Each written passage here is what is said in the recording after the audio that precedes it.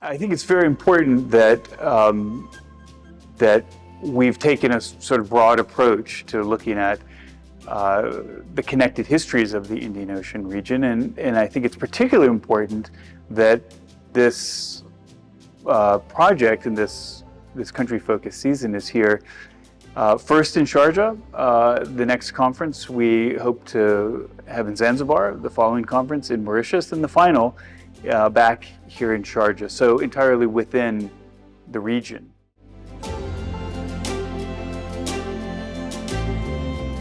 I was invited to present here by the conference organizers, and I think it brings about a variety of opinions and a variety of new scholarship that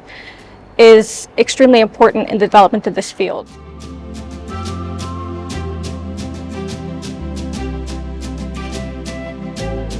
The UAE is part of the Indian Ocean world, but unfortunately I feel my generation and the generations younger have lost that sort of sensibility and connection and curiosity to learn about our neighbors in Asia and Africa. And the Indian Ocean World Studies offer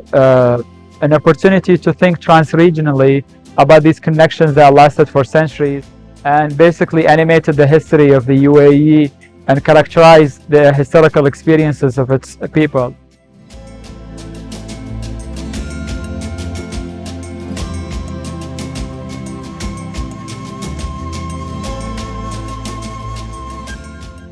The season is absolutely a rare opportunity to try to expand on that, expand on the field, include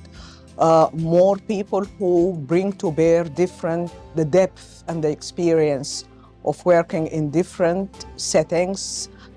different academic disciplines, as we have seen in archaeology, literature, art, and so on.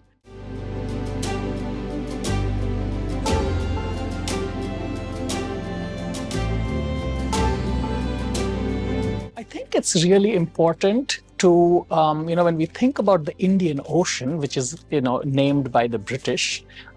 it's important not to think of India or, as somehow the British India as somehow the fulcrum or the middle point holding everything together. Of course, India is very important, but the way in which the two coasts of peninsular India speak to the western and the